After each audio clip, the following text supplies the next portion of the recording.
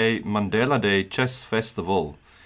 Okay, this is a great tournament. Mostly, I've been seeing. I've started a bit earlier, so if there's still problems, let me know with the sound or.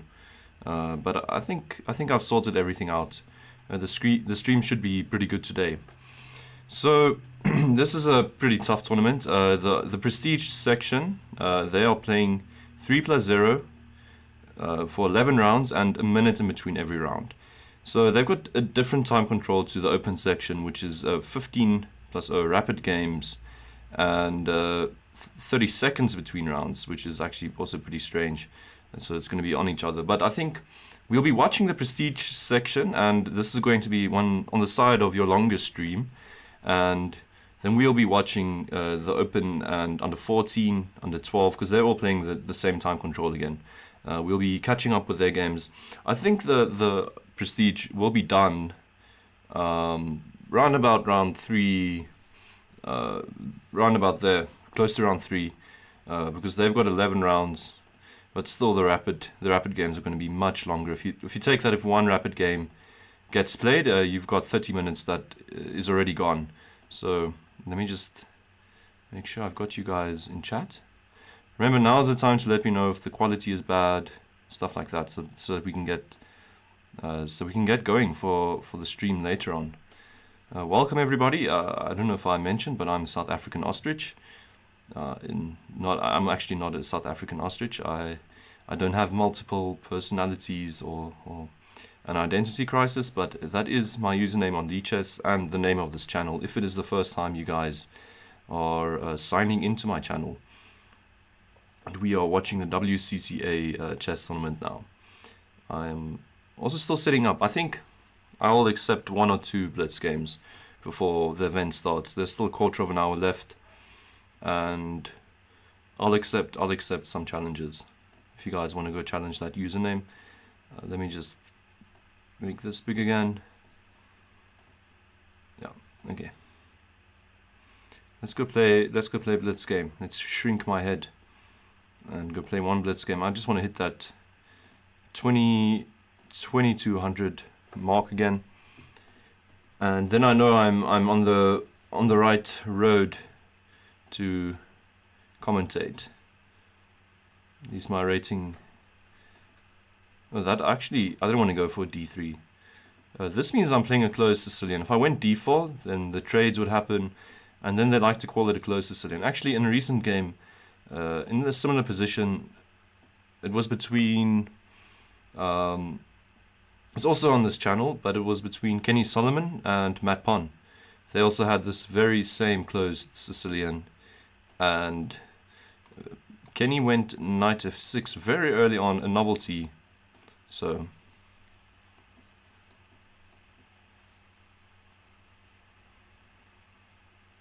I think d4 and stuff like that. h3, king h2, and I'll be pretty happy.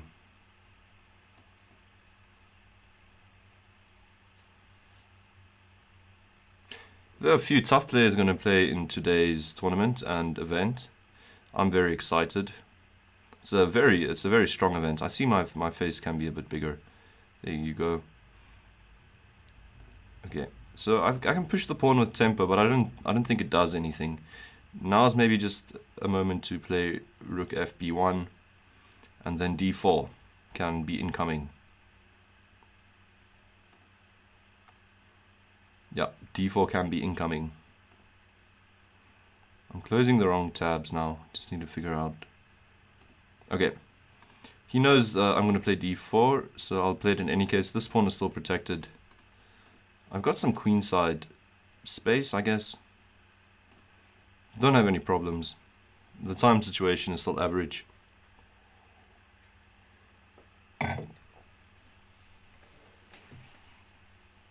Okay.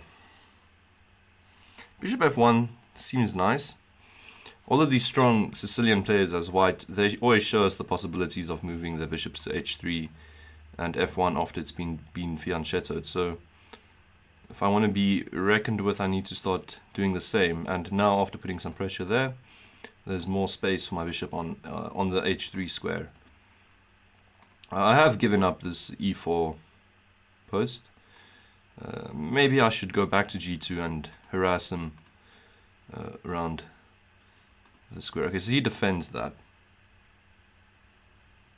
And honestly, I don't feel that too creative at the moment.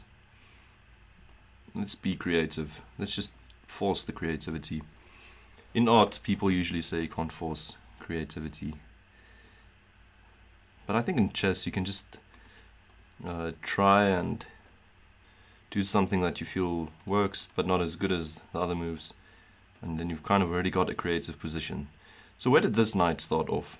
I think from from e4 or e3, it managed to get to f4. Usually a good square for the knight, now looking to bounce into e6. So time situation, pretty much got a bit of a time edge on the clock, which is nice. He's just covering that square now. I really want to get my rook over here. Is there some way of doing that? What other pieces still need to kind of improve? Let's play a4. Put the rook here. I'm playing very slow chess at the moment. Actually, this I think it would have won a piece. So I'm busy blundering. My opponent's not picking it up though. So I don't think he'll pick it up as well in the next move if he did not pick it up immediately. So let's try and mix things up a bit. Okay. I just like being the one that calls the shots in the position, even if that means I'm down material. And we'll go back, bishop f1. And we're blundering this pawn as well. I'm clearly not awake. There might be a situation where it takes, I can take here, takes, I've got queen takes check, and knight takes, but he's got rook takes, but then I've got bishop takes. That's a long line. I usually don't calculate that deep in blitz, but my opponent did not make a move immediately and was thinking, now you can really feel the raft of these two knights. I can even consider sacking on g6 if the tactics allow. Let's see, I think the tactics might allow that in a second. Let's just make a move, keep the time pressure on the clock. It actually allows it right now over here. But I'm kind of waiting for, okay, now he can trade on e5. Okay, now I've actually lost my opportunity to play that sack. The queen was actually getting involved in the position. And that's interesting. That's an interesting move. This guy's actually slaughtering me, but he's probably going to get flagged. That's a nice move. Okay, let's just play to hold on to material. He doesn't even want that. Okay, very interesting. I think his time situation is pretty bad. So that's why this is happening to him. And I'm just holding on, just making sure I don't lose too much material before my time runs out. While my time runs out. And now he's sacrificing. He can play rook takes. That's annoying. And this is still flag zone. Flagland. Flagland was a country. That move would be...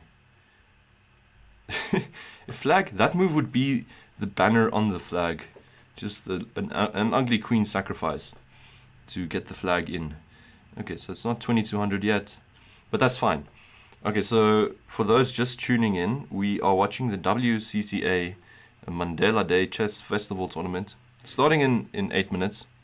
So I guess there's time for another blitz game. You can send me a challenge. I guess I'm just waiting around before the tournament starts. Or we can start discussing the lineup. Matt Pon. Do you guys honestly think this is his account? He usually plays on the account Enarchi. Okay, let's play another blitz game. We have the usuals in the house, like Manele Mangu and Keith Kumalu and Grandmaster Adam Fawzi, all the way from Egypt. But we also have Matt Pon, so word of the tournament has spread. We have Kenny Willenberg. I also remember seeing Warwick Erlang Paradox and Craig Willenberg as well. Ex-Wichen Such, that account. And I'm playing Tetris, I'm not playing chess. These pawns are going to slide into my opponent's position. Was it the other day I had this weird theory about the Dutch that... Oh, actually yesterday, when you invest all that time to trade on the H-file, I don't know if you've actually achieved anything. So now, my predictions for the prestige section. I'll put my money on... I know Mandela's been playing really well lately, but I'm going to put my money on Adam Fawzi, the Egyptian GM. That guy regularly outplays... Okay, so this pawn's hanging. So this guy, Adam Fawzi, the GM, he regularly outplays the wolf and his friend. So I think bishop takes, and then maybe that pawn's hanging. You need to always look for compensation. Not a great position, not a great position. That check is annoying. King b8, king... Oh, that check is annoying. I'll just give this bishop away. I don't want any nonsense. Okay, let's play knight here with that in mind. And if queen... Okay, so can I play this? What will be the benefits of playing this? Queen here, I guess. I'll just be...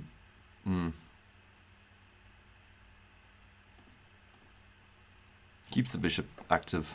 Coordinate maybe on that square. I'm not really threatening this move, but it could come in handy.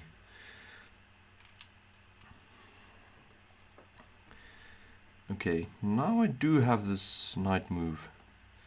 Because I feel the queen moves and I'm pretty much playing queen h2. And suddenly it feels like the direction of the game is changing. Do I buy his kingside attacks? I'm not buying it, I'm not buying it. It looks nice, bishop h6. g6 and then queen here. There might actually be something for him.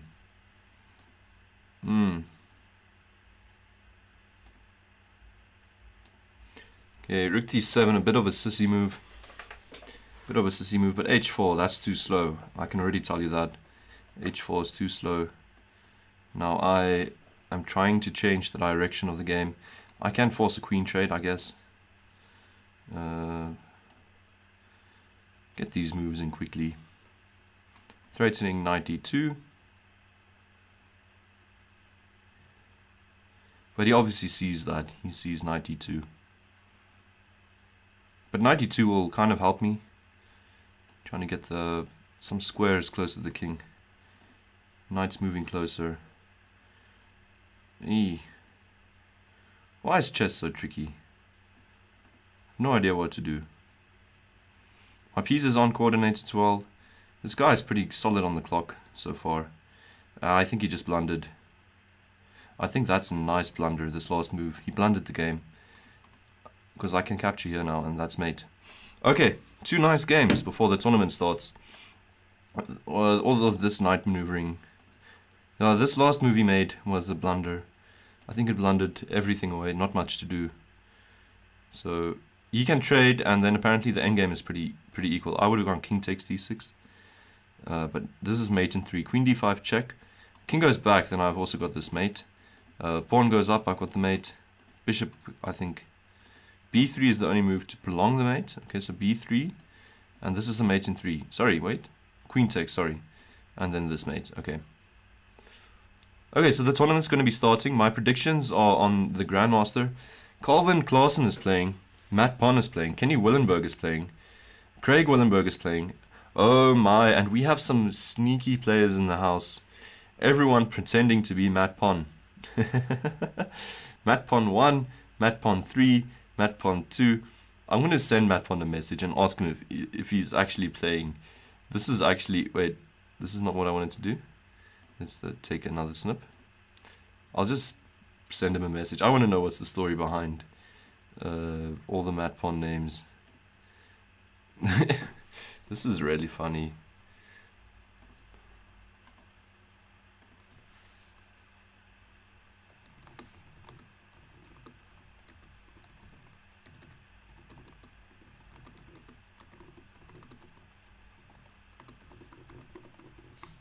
And my theory is actually that not one of them is Matt Pon. And that they're just trying to intimidate the other players.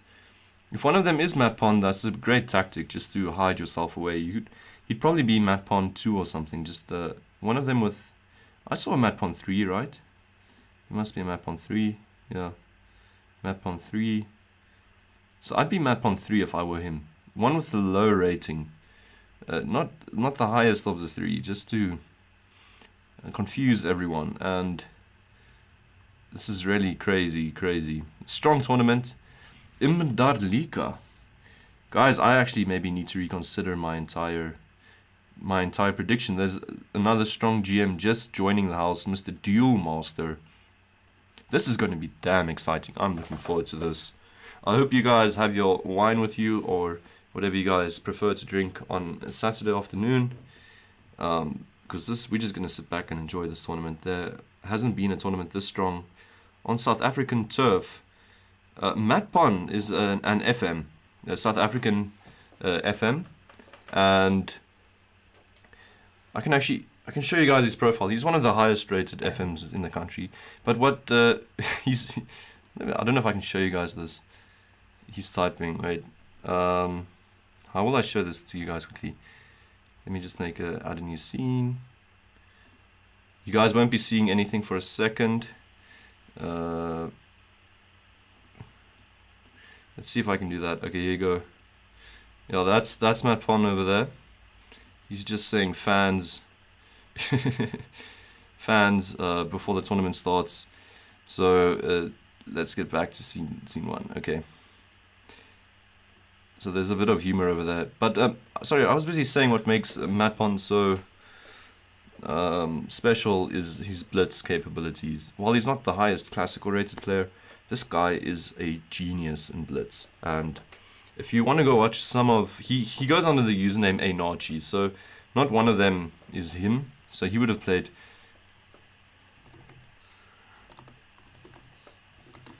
Okay,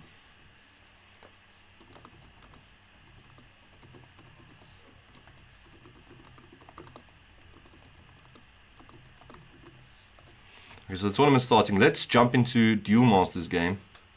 He will be playing against the Wolf, and the Wolf has been pushing his rating recently.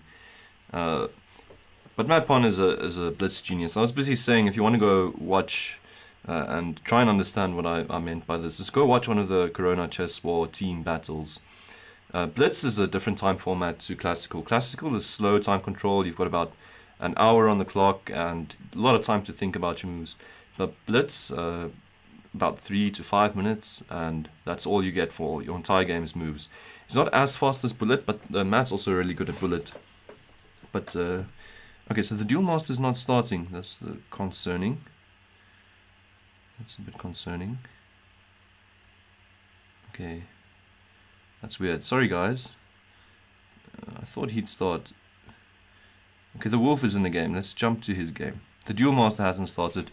And the Wolf is running away in a game of here against the Fluffster. The Wolf is Keith Kumalu.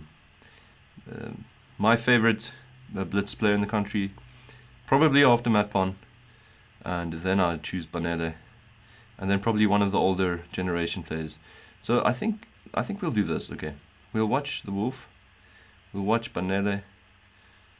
They're getting quite easy pairings at the moment, and 4Z is also in the game. So the Wolf playing against the 2000 rated opponent, playing F4. Remember, he's actually risking quite a lot of rating at the moment through playing this event, and he's actually busy with a different event that I'm hosting, where him and Mandela are racing to 2,600. At the moment, we've got 400 Rand in sponsorship for the one that manages to get there first. But I'm also openly asking here if anyone else wants to join the sponsorship.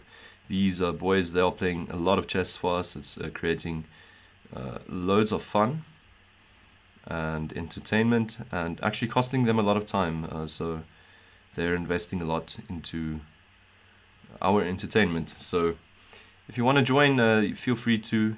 I don't know how you get get in contact with me, but I think I've got my email in my bio on YouTube, so you can just email me. In any case, let's jump to this game. The Wolf has managed to make an outside pass pawn. No material has been lost, and it feels like he's overloading this knight now because of the pin. And I think something like this, yeah, this is also possible. Getting rid of the defender, and I think bishop a8 only move to try and hold on to everything. But oh, that was just a blunder. That's a huge blunder. We're gonna have bishop takes, big fork. Good game. Enjoy your day. He's playing up 2 minor pieces at the moment. The Wolf is running away with this game. Let's jump to Regan Palmer. Has already lost against Mandela Shangu, and lost quickly in the opening because of a weird queen c1 move over here, blundering knight e3. And Adam Forsey and Tris Willenberg, he's already up the exchange. This is already looking really good for him. Got 2 outside pass pawns. Round 1 will go to the stronger players, but sooner or later they'll get paired against each other. Also, let me know if everything is running smoothly in the stream. I can't watch the stream myself, so I just would like to know if everything is cool. Okay, the audio and the visual and stuff. I've played around with the settings recently, so I'm not too sure. Okay, that's a nice blockade of the pawns, but Forsey running around for this pawn. He can probably just sack, exchange a rook back. He does that. 2 extra pass pawns. That will be a pass pawn. Not much to do. He was just going to push the pawn maybe. Push the other pawn. And this is all she wrote. Has Keith already won? Keith has already won. Picked up the queen right after we left, and that was game over.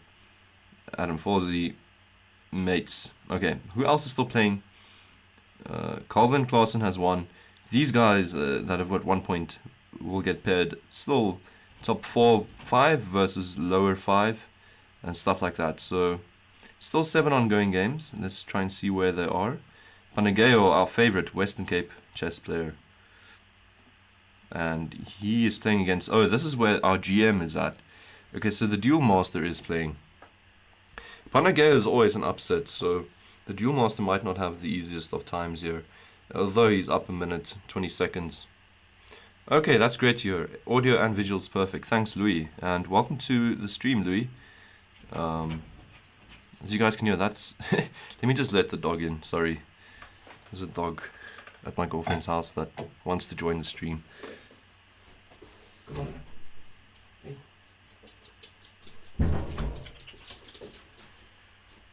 Say hello. Good. Oh, it's Fricky. Panageo, with the white pieces, he's made a passed pawn, but the knight and rook, they've picked it up. He's playing down a piece. The Duel Master will also be taking home this first game without any effort. Going to flag him as well, I guess. 2 more moves for Panageo, and he's flagged. I always like Panageo's style. The dog's going to get bored and want to leave again, so that's fine. Just open for him then. Okay, so some of the mat pawns I've won. There's two ongoing games. Kenny, I think this is Kenny Willenberg, playing against When I Snow and going into a time scramble. Kenny with 2 knights, and now he's just winning. Now he's definitely just winning. Okay, Kenny's got this game. Okay, open up for the dog again. Come.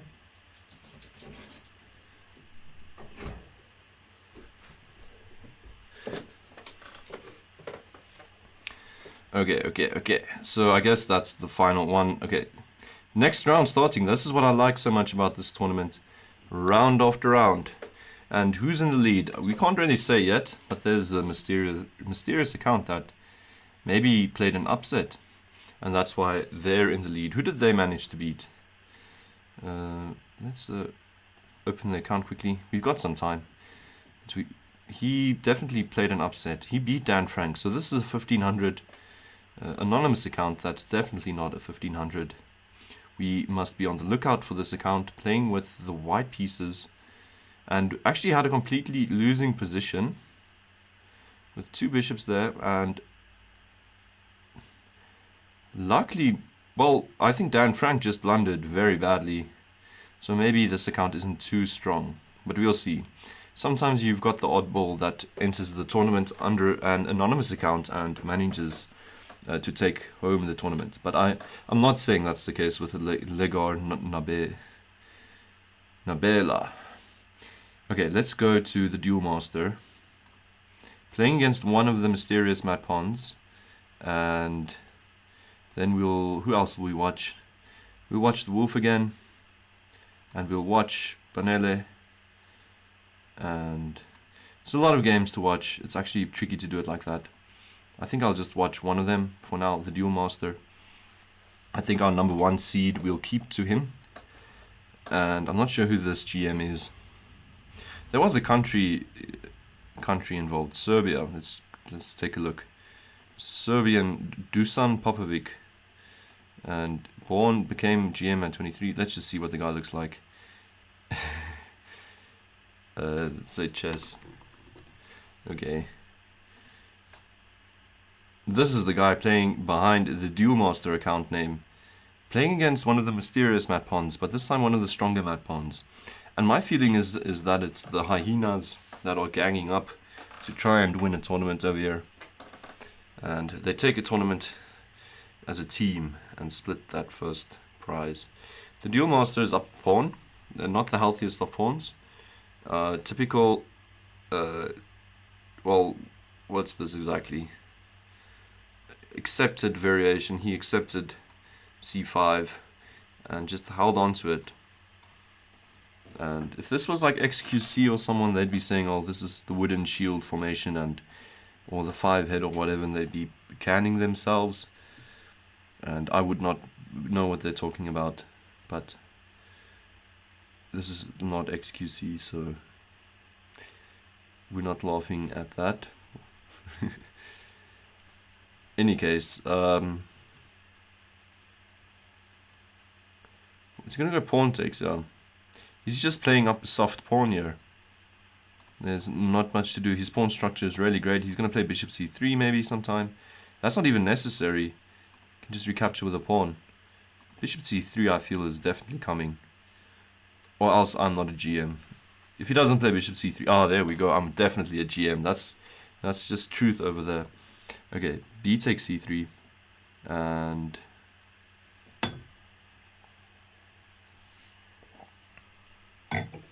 he's managed to make a pass pawn out of that extra pawn, and it's connected. So it's also really cramping in black's position. Black.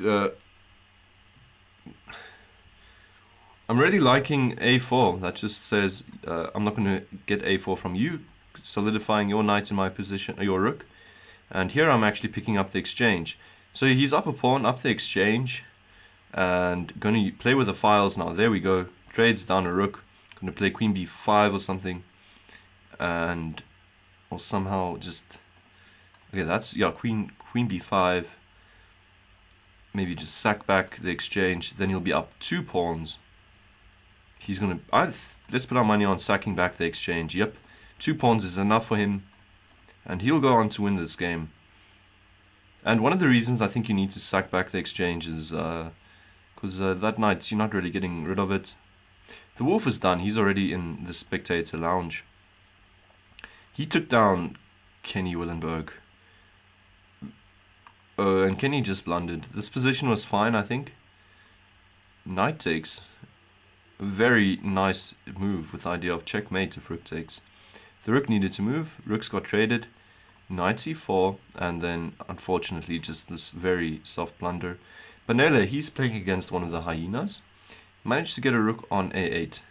It's looking promising for him. He's up the exchange. You really want to play bishop g4, but simply queen takes. So don't lose to that tactic. So he's worming in his bishop to d4, now d5, and from there it would be doing a lot. He trades. He says, let's go for the endgame. And I don't know why his opponent did that. His opponent will get crushed now. Simply b4, and these pawns are dropping. Starting with c7. And this is another situation where you can give back the exchange. This pass pawn is super strong. His opponent knows it keeps the bishop away. Mandela improves king position, will play h4. Keep the pawn there. King here.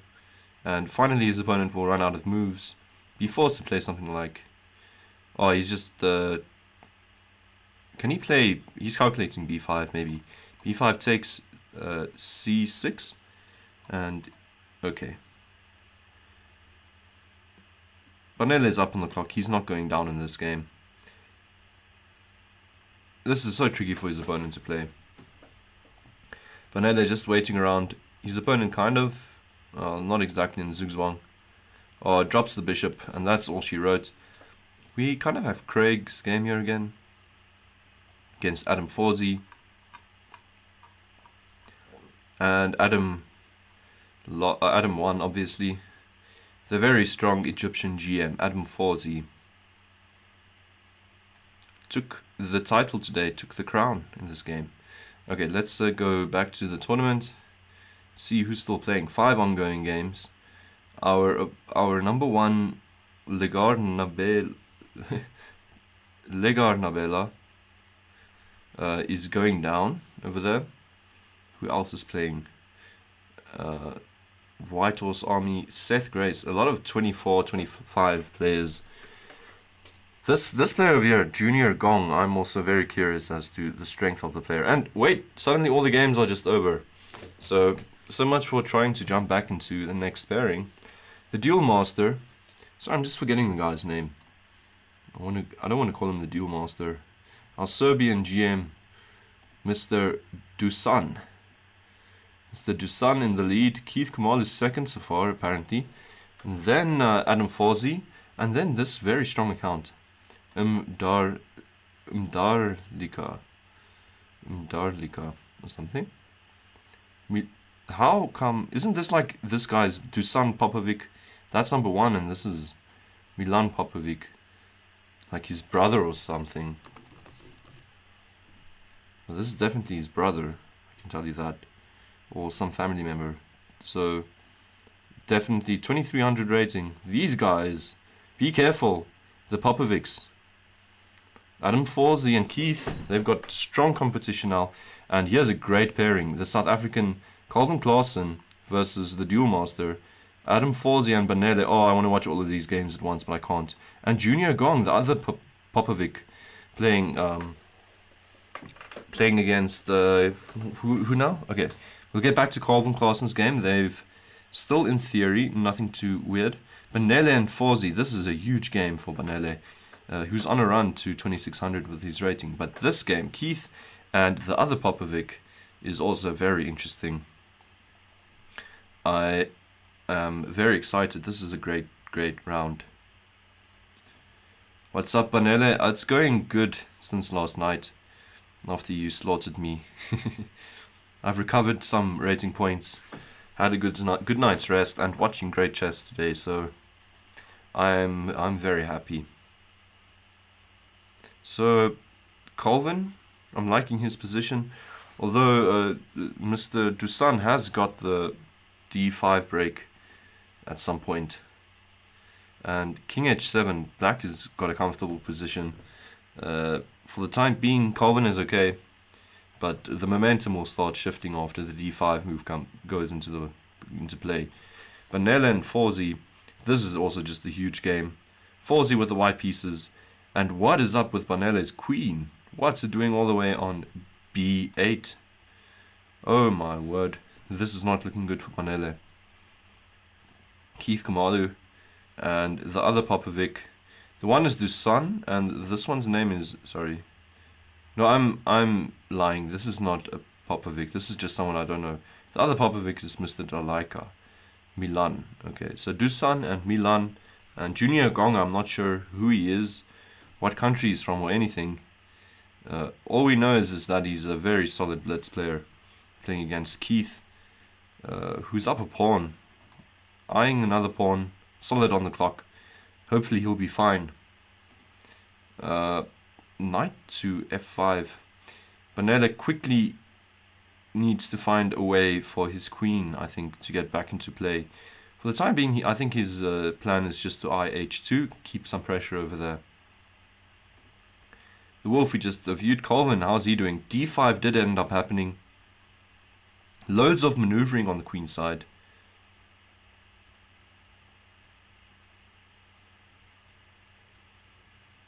And Colvin's going to have a very tough time. He's calculating whether or not e5 will be hanging if he captures, and captures. I think it does hang, but there must be some kind of compensation I'm not seeing. Therefore, he leaves this trade. I think maybe captures and just e4 immediately. But then you've got... No, e4 doesn't work. There's a pin. So Colvin, maybe he's got some ideas here. I'm liking the harmony in his position. That's a very harmonious setup.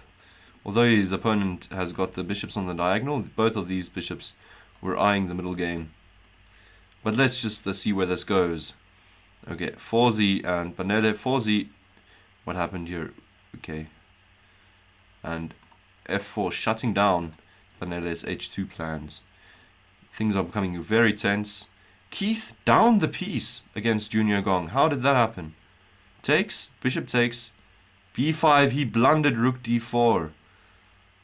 And now he's going to probably go down unless by some miracle this pass pawn is running through, but I don't think so. This is not looking good for Keith. Not looking good at all. Okay, back to Colvin. Colvin was eyeing b6, but what happened? Knight and queen takes a5. This grandmaster is calculating things and he is brave. And now he's stolen a lot of space. Not looking good for Colvin, not looking good for Mandela. What is he doing about this threat? If you take mate like this. Yeah, it's going to be interesting to see the time scramble. And Mandela has gone down. First one to go down. Queen wasn't active enough. Colvin getting cramped into his position. Down a pawn. That very sneaky pawn the GM took on a5. Now looking for some counterplay. This GM is moving quickly. Discovery attack on the queen. Be careful. Your knight's not hanging. Time scramble is going to be very interesting. Has the wolf gone down? The wolf has somehow drawn this position. And I don't know how. Can't his opponent run back? I think the time pressure made up for all of that. Well done to the wolf. This game will keep our attention over here. The wolf has drawn. Mandela has gone down. Colvin is the last one with hope. Has very coolly played e6 and he's going after the throat of this GM. He's down a piece, however. Down on the clock. He needs to come up with some idea quickly. He is really calculating queen h2. I think queen h7 would have been a very nice move. And now I'm not too sure what's happening anymore. What's the deal now? Can't queen just take? You needed to play that a move earlier. Colvin is going for very interesting things over here. What is up with this position? Rook takes now and bishop takes.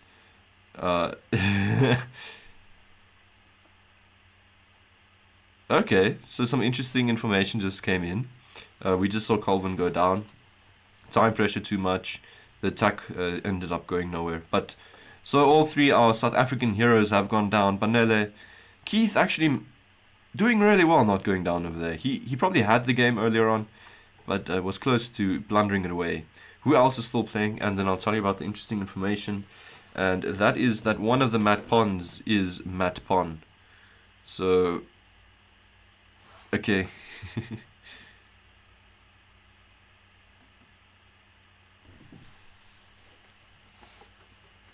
Okay, so Matt is just saying one of them is him. Okay, so we'll probably just have to search for the one that's doing the best.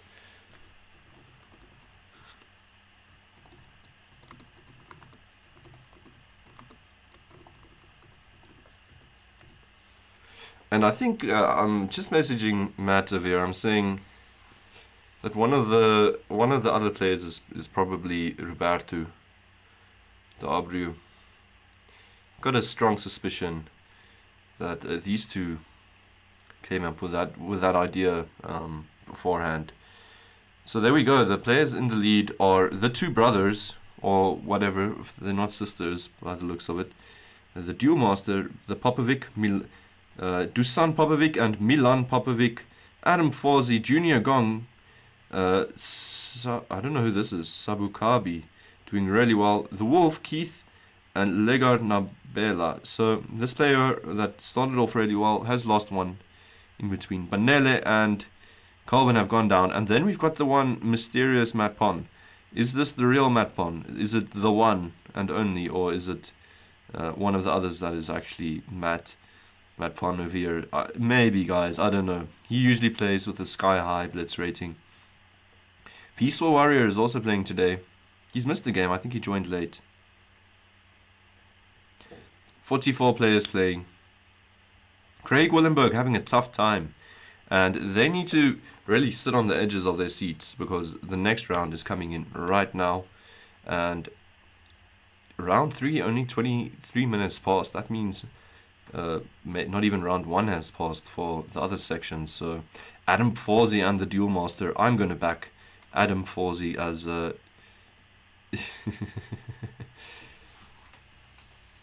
I don't know if Matt's playing, to be honest, because he just sent me a message. He's supposed to be in a pairing. There's a lot of intrigue and mystery happening at the moment. And I'm rooting for Adam Forzi, as he's helped me personally, played in one of my little tournaments, and that's probably the only reason. So, had some interaction with the guy, and a very nice guy. He's always up to, like, for playing South African tournaments. This is the first time, however, I see Mr. Duel Master. So he still needs to climb on my credits. White offers draw, move 13, and they make a draw. So nothing interesting over there. 2 Grandmasters not risking the prize money. I'm not even sure what the prize money is. I know there's quite a lot. Milan Popovic then, this is the big game between Keith and Milan. Keith only drawing so far today, so it's not going too badly for him. And actually, we need to watch this from Keith's perspective. We are rooting for the South African and not the mysterious Serbian players. Okay. And what was my pick beforehand? I remember saying I choose Adam Forzi. Adam Forzi for this tournament. Definitely like his chances. He's got a good tournament strategy. For instance, he didn't decide to fight the Duel Master. The Duel Master respects him enough to just make a draw over there. They can rest for a while, 3-5 minutes before the next game. And, well, maybe they've created their own wolf pack of their own. Like, they might know each other personally.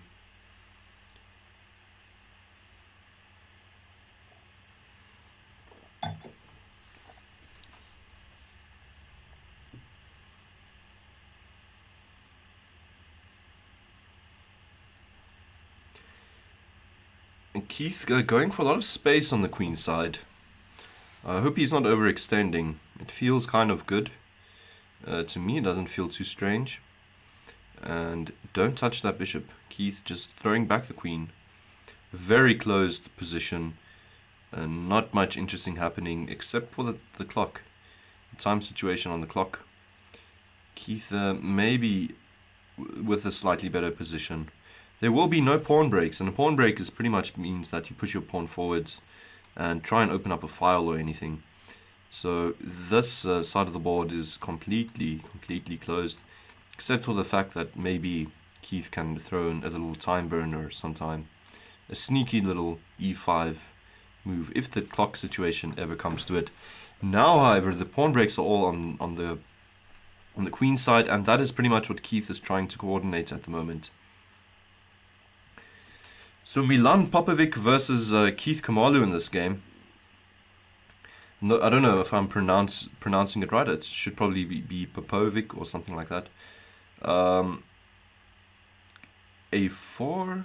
No, don't open the file just yet. So Keith is waiting around for the right moment to open the file. It's like I don't know. It's like opening your champagne, or if you're in South Africa, when to open that last alcohol bottle, since all of that has been banned. So he's really, this is the last alcohol. He really needs to open it sometime. But he's waiting because he really needs to wait for the right time, or else it will just be over and useless, and he would not have enjoyed it. While the rest of the position is on a lockdown. The file finally did open, but I'm not sure it was the right time. I think maybe it wasn't too bad because the game is being prolonged. Queen d7 now. I did not like queen b... I don't know. White has got an extra pawn on the side of the board. Suddenly your e6 pawn does, however, give your king some more shelter. White is the only one doing things with the file now. Queen a6. Maybe Keith doesn't like this too much. He sees something that he doesn't like. Wasn't that nearly a queen trap with the rook to c6? Keith now, being very tricky, abandons the post of the king side, tries to keep the time situation as tricky as possible for his opponent, prolongs the game. I'm putting my money on Keith here. He's got a lot of experience with converting these types of positions. No huge advantage or anything too substantial. Just the time situation. Actually, White is looking to bring in the queen in a very unorthodox fashion. Queen e5, Queen h8. Oh my, okay. Oh no, Keith has blundered the game away. Oh no, the wolf goes down. After a long fought battle, Rook takes on b3 was just too greedy. I think he was still kind of fine over here. No, still, this was pretty bad for him. The rooks were entering. He did not open the file on the right time. What's up, Masia? It's nice seeing you in chat. Are you playing? And if you are you playing on one of the secretive MacPon accounts? I don't know if you heard the story, but there are about, you can count here, I think there are 3, 4, 5 MacPon accounts in the tournament at the moment. And one of them is actually MacPon, and the others aren't. So your guess is as good as mine. I think we'll be able to see who it is after just watching one game. And there we have it, Mr. Delaika. Why am I forgetting your name again? One of the Milan Popovic. He is in the lead since some of the other strong players decided to make a draw. And Keith went down. Mandela has gone down against Adam Forsey. And the Duel Master and Mr. Dalaika, they are both Serbian players. The one a GM, the one seems to be his brother or something. And Duel Master is Dusan and his brother is Milan. So his brother's leading it. Good win over there, over Keith. Keith is not an easy opponent, so well done to him. But then I'm just very curious as who the MacPons are. Junior Gong over here. Okay. Is that your theory, Masia? Matt just said he is playing, so maybe he's Junior Gong or something. But his ratings are way more impressive than that. So, Mr. Delaika, we have the two brothers playing. I'm putting money on a draw, so I don't think we're going to enjoy that game. But Junior Gong, however, these two are going to make a draw soon. I can already tell you that. These two have played loads of games, definitely know each other, their family. Unless Mr. Dalaika, who seems to have a good running streak at the moment against his brother, or whoever they are, he wants to play for the win. He knows he can actually take him down. So I don't expect anything more. This seems to be the big pairing of the round. Adam Forsey, Junior Gong. Masia, yeah, you're saying that you think they are hitmen. I also think they're hitmen. Definitely think so. They're either hitmen, or if you can't say so with certainty, it's MacPon plus Roberto plus someone else. They are playing under those names, concealing the real MacPon's identity. It's actually like one of those movies where, it actually reminds me of that Harry Potter scene in his I think final year, where they all take the polyjuice potion to look like Harry Potter, and then so that they can travel with him safely. And Harry ends up going with Hagrid. I don't know if that rings a bell, but that's pretty much what's happening over here. They are all escorting the real the real Matt Pawn. Adam Forsey nips a pawn in the center.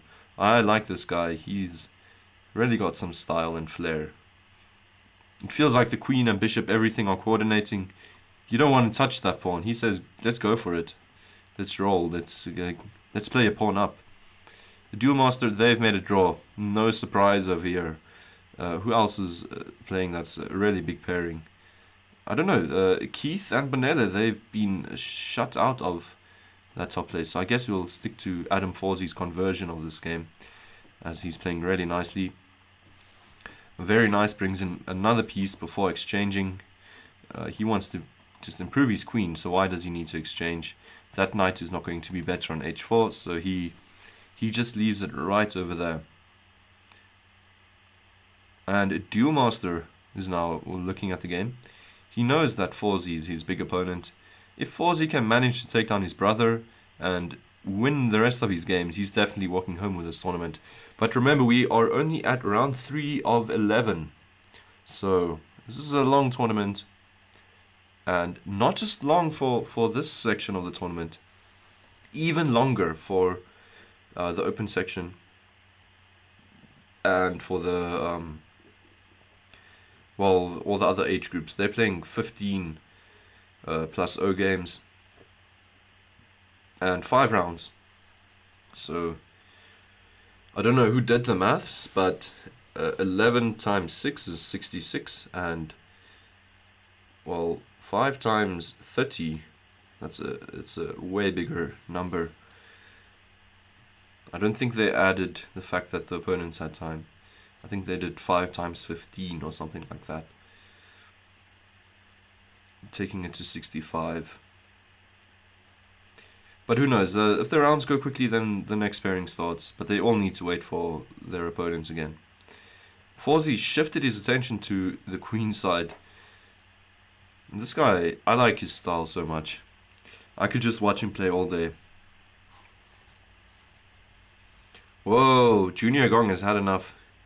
He says, let's see if I've got some kind of perpetual after this check. Queen there. There might be a lot of checks, right? So, but I'm thinking the king gets out. Yep, the king definitely gets out. He'll go for it. King h2, queen check, king g2. Whoa, be careful about the rook entering. Just king h1, yeah. So king h2 and rook, queen e5, and then this rook enters. Suddenly, that's a lot of bad news, and I think the Junior Gong actually thought that would be the continuation. So he now needs to try queen g3, but what is the move after queen g3? What is the move after queen g3? To stop the perpetual. Yeah, just simply throw the queen back. Oh my word. Okay, I'm stupid. Sorry. Obviously, just throw the queen back. The queen can't stop the check.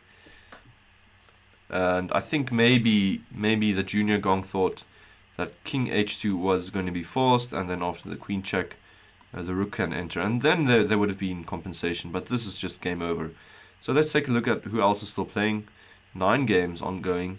Adam, we're watching Adam and the Junior Gong. Seth Grace, and You Are Just Better. Who is this You Are Just Better? This is a strong player. And Seth Grace as well. I don't think they're from the country. I've never seen these accounts before. In any case, they've got a wild game over here. 12 seconds on the clock. What the hell is going on? What? And White, if he survives, no. Well, that works as well, but king takes now. Okay, White resigns, but this was pretty crazy. I think even rook here or something would have worked. But wow, what a weird game. Seth Grace having 2 queens. How did that even happen?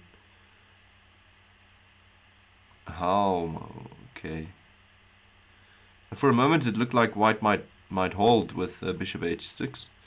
But even then, worst case scenario, queen c3, and you're looking at the mating threat. So not a lot of time on the clock. It was very strange. Cool game, and I think the next round is also almost starting. Milan Popovic, Adam Forsey, and Dusan Popovic in the lead. And then one of the hitmen, as Masia thinks they are, but I think maybe Mat Pawn number 3. That is the guy, that is Mat Pawn. But it could just as well be Mat Pawn number 2, because they're doing equally well. Mat Pawn number 1, I really doubt Mat Pawn number 1. Mat Pawn would name himself Mat Pawn. Keith Kamalu, not completely out of it yet, not completely out of the tournament. Junior Gong with an impressive game, but having lost against the mysterious player Seth Grace. No idea where he's from. So I'm guessing Mr. Delaika and Adam Forsey will get paired now, and that is a huge game. Yeah, let's go to that game. This is actually, if the tournament depends on the game, it depends on Adam Forsey taking down one of the Popovic brothers, and then we'll also take a look at the duel master. He's going to play against Seth Grace, and we'll try and see who this Mat Pawn is, as 2 of the Mat Pawns are playing against each other. So firstly, Adam Forsey. Let's root for him in this game, because it feels kind of unfair for 2. Mandela got totally hit out, Nasia. I'm not even seeing him there. Let's quickly take a look. This tournament, this life is kind of reliant on... No, Mandela stopped playing. Lost 3 games. Lost against Craig Willenberg and one of the Mat Pawns. And we saw the first loss against Adam Forsey, and he's decided pause mode. And I don't know what that means for a tournament like this, but you're missing out on rounds. And unfortunately, Adam Forsey has made a draw quickly, so nothing interesting. I don't know how he's going to get first place. He obviously also did his research, saw these players are very, very tough, and they'll make a draw. Try and get first 3 places maybe. So, a tricky player. Don't know what happens behind the scenes, but when a draw gets accepted so quickly, maybe not risking his chances. But I felt that if there's anyone going to take down one of the Popovics, it would be Adam Forsey, the duel master, with a slightly cramped position, but a great knight on c5 against Seth Grace, a player I'm also not too sure of. And then the other interesting game was the 2 Mat Pawns against each other. If they are hitmen, they will be ruining each other's chances, so they'd be making a draw soon. That would confirm the suspicion that they're hitmen, but black is definitely loads better over here. And now rook e2, and it feels like, this just feels like a dream position that black's got over here. So black definitely playing for a win. Mat Pawn number 3, that's playing for a win. I thought just now it's Mat Pawn number 3. So either this is Roberto and Matt playing now, or something else. But in any case, I don't think we'll know the truth until the tournament's over. Seth Grace, however, still doing well. Managed to trade off that annoying c5 knight. I'm not sure when he did that. Not sure when that happened. So it's interesting. I don't know. Is Mandela just done with the tournament, or...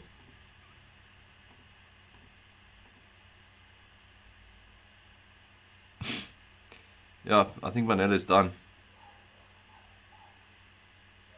They do seem to be playing very strong. That's what I'm saying. I really think if they were hitmen, they'd be making a draw over here. So this seems like a Roberto Mat Pawn game just by looking at it. They play these very strange, very aesthetic looking games, where there's like a cool congruency to everything that constitutes the harmony and equality of the position at all times. And this game, I think Mat Pawn 3, I think this is the real Mat Pawn. Although this guy's got a higher rating. Not impossible for Roberto to play. But look at that rating. Both ratings, provisional ratings, falling and going up really high. Meanwhile, Seth Grace, I think, is doing a good job over here. Okay, no, I retract my words immediately.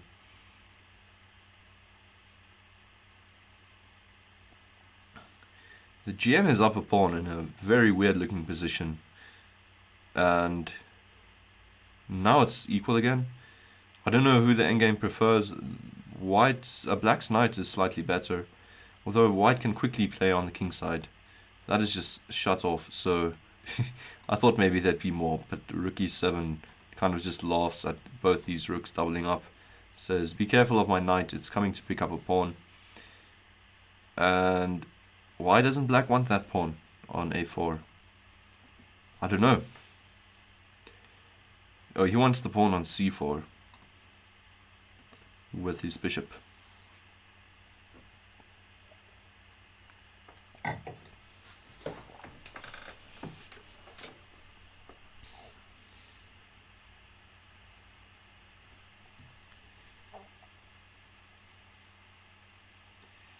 The duel master, this guy is really good.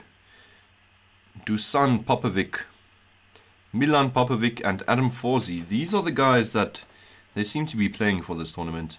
And meanwhile we have a mysterious Mat Pawn that I think I'm rooting for Mat Pawn number 3.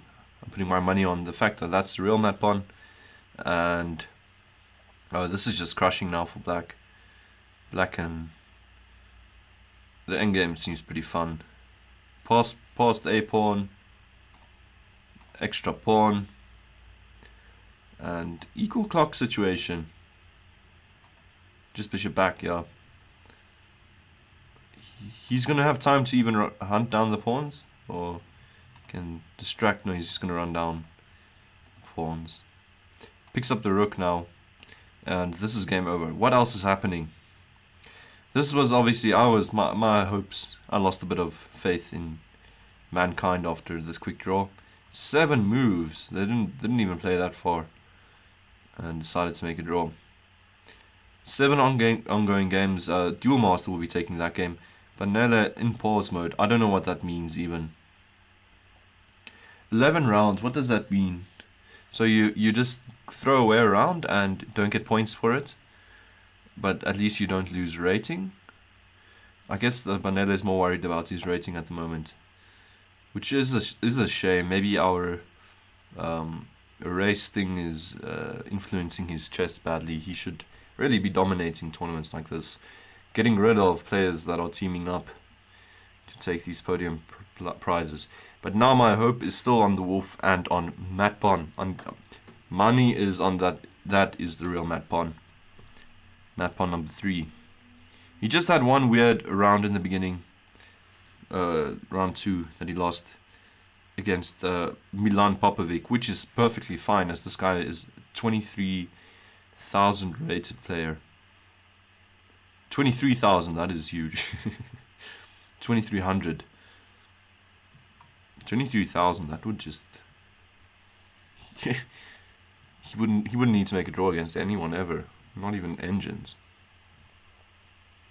So, who to look out for this round? Delica and Duel Master, they've made a draw already, right? So they won't play. Forzi has made a draw with both of them as well. So these top 3, they've drawn each other and just crushed the rest. So they'll go on to do that. Meanwhile, I'm really hoping Mat Pawn, and I'm hoping this is the real one, takes down the Duel Master. If it's a hitman, then we don't have any hope. So hopefully it's not a hitman. This seems Mat Pawn-ish. Yeah, this is the real Mat Pawn. This is him. Look at this. H3, room for a knight all the way on H2. This is Mat Pawn, guys. Mat Pawn number 3. And I'm prepared to bet on it. I don't know.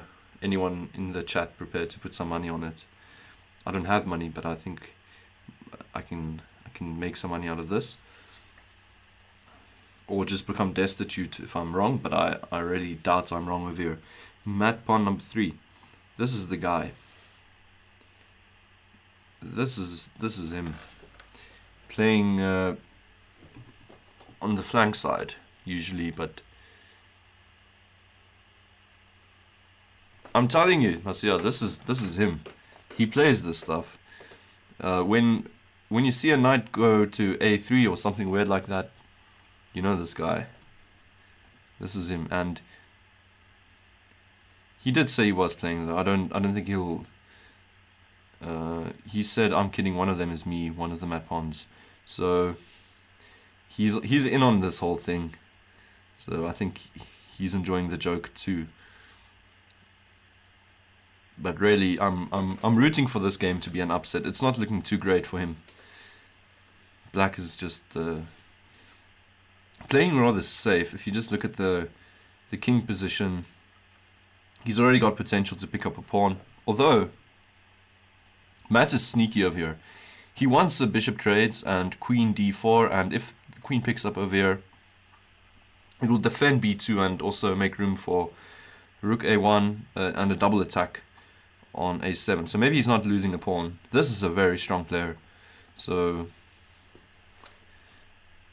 come on, our last South African hope, it seems. We've got an Egyptian GM and one Serbian GM and one, well, I'm going to call it an IM. And exactly Matt Pon's idea kind of worked. Queen takes wasn't possible, rook a2 and rook takes, and suddenly the rook on the 7th is just beautiful. So time situation, Matt Pon 2 minutes, still looking fine. Matt Pon also plays with a 2500 rating on Lee Chess. This guy's brother did, however, manage to take Matt down, so let's just see where this goes. I'm not going to get my hopes too up on this game, but whoa, tricky knight. You don't want that knight going there, so okay, Matt says go there, there's nothing. Oh no, okay, oh, losing the exchange. Oh, knight g4. No. Oh my word. And there goes the game, I guess. Popovic just needs to trade on pieces. Matt trying an attack on the king side with this f4 stuff. Losing a pawn. Loads of pressure going to be on this knight. Queen also in time to fall back to g7.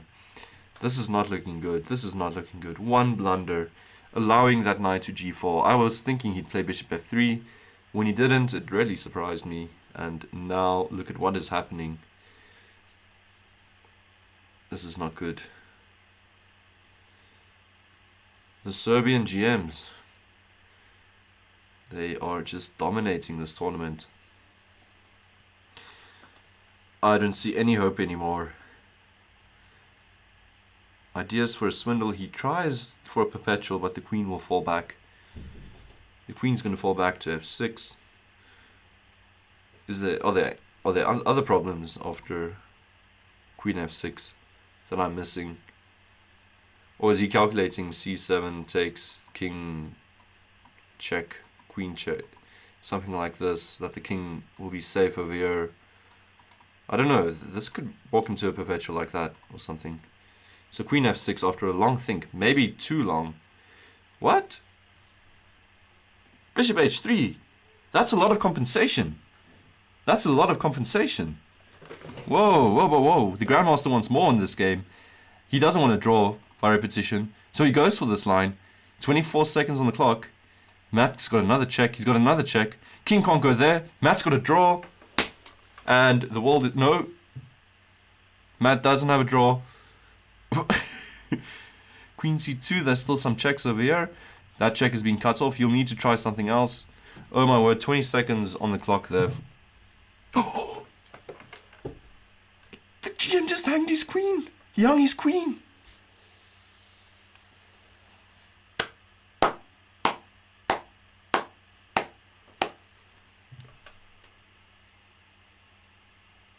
Yeah, that was Matt Pon.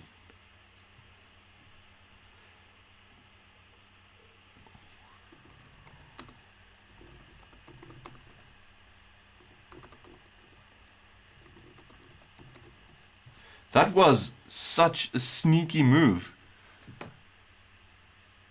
The duel master did not even expect the check.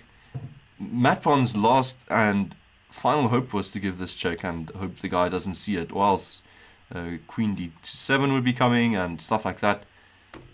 Queen check. Matt Pon staring at the screen. Can't believe his eyes, because after you take the queen, you've got mate in one. 53 seconds on the clock.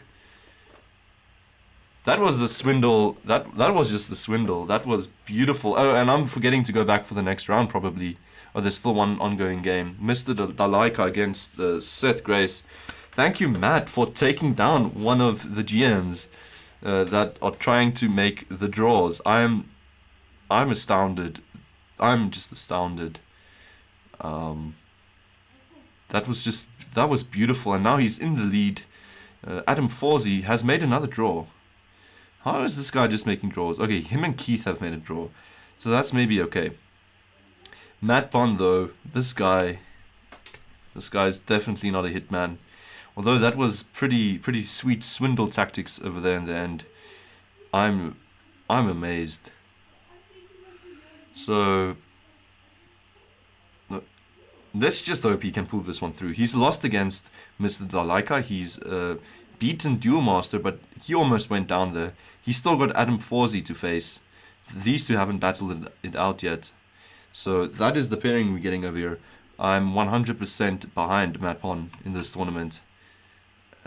This is an extremely tough tournament. If he can take this one, I'd just be so surprised. There's still a lot of tough games for him to have to play. He's playing against Adam Forsey, as is expected, and this is a huge game. This is definitely Matt Pon, no doubt about it. We're gonna have another closed Sicilian with the G3, D3, stuff like that. And have these two played before? Adam Forsey can probably guess by now that this is actually really Matt Pon. By the way, guys, I'm covering a video on Matt Pon's game against Kenny Solomon, which was played not too long ago. I think last Saturday, round 2 or 3 of the Olympiad selection tournament. And in that game, he also opted for a closed Sicilian. He plays D3 very early on in the game. It's just his style. It's like he's got the black pieces when he plays as white. And in that game, actually, Kenny came up with a very interesting novelty on like move 5, which I'm pretty excited to show you guys. So stick around for that game. It's not going to come out today or anything. I still need to do the analysis, but my mind's just wandering over there because I'm seeing Matt play with similar structure.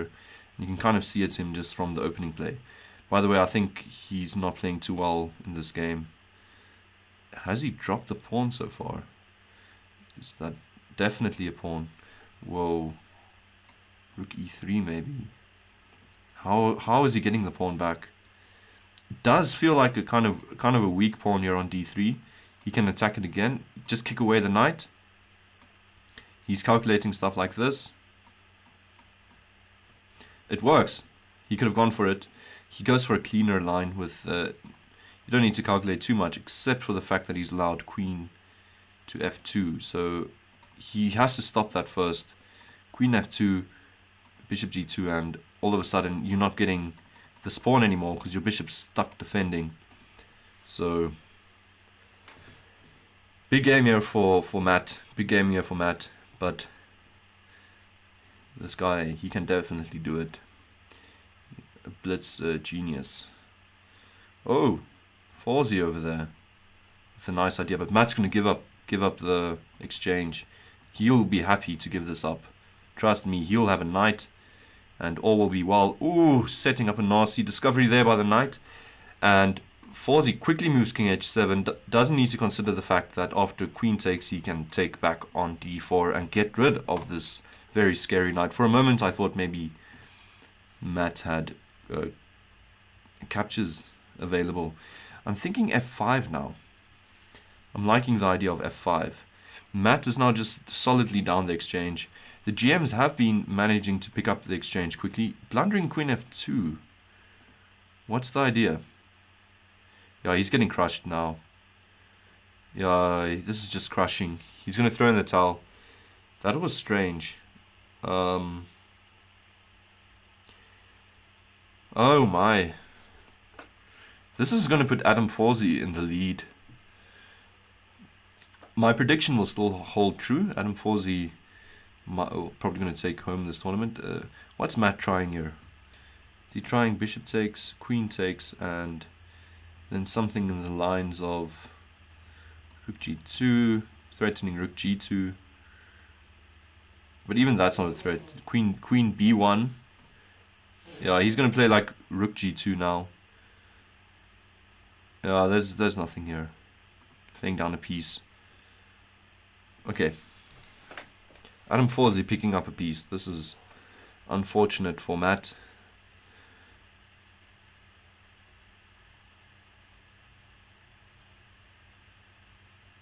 Unfortunate, yeah. I'm not seeing the swindle as well. He managed the swindle just now. But we're going to have rook g1. Oh. But the bishop just falls back. And what, f5? How's the wolf doing? Thanks for reminding me. I don't think we can expect Forsey to win that game. The wolf... Oh, he's actually got a big game against the duel master. Duel master up a pawn. But pawns of the duel master are looking very good. This doesn't look good, Marcia. This looks bad. What has Matt got in store? Nothing. White offers draw, black declines draw, black offers draw, white declines draw. And there's the story of this game so far. The wolf looking for a perpetual... No, queens are going to get traded. And this endgame is just lost. I don't think this needs a lot of analysis. D8, queens. So, well done actually to Keith for not accepting a draw earlier on in the game, when Dusan Popovic would have been making a draw. Well done for playing it. Unfortunately, he did end up losing. But that's just life, right? Matt also resigned. I think that was the last discovery. Adam Forsey walking away with this game. That does not necessarily mean... Well, Adam's definitely in the lead. Matt is maybe not out just yet. But he has played the 3 big games so far, and these 3 are still in the lead. So how to get them out of there, I don't know. Seth Grace, this guy, has also been showing great blitz skill today. You are just better playing against Junior Gong. This game is still ongoing. A flag situation. Junior Gong. This is the player that drew that funny looking endgame against Keith. And he's now trying to flag. Blundered a piece during this flag operation. But getting it back. Still up 2 seconds. Very good. Picks up the rook now. Anything can still happen. Flagging is so weird. But it looks like, oh, looks like he's got it. And he does. Junior Gong with this game. So Mandela and the Wolf. Not their day at the office. Not their day. It's tricky when...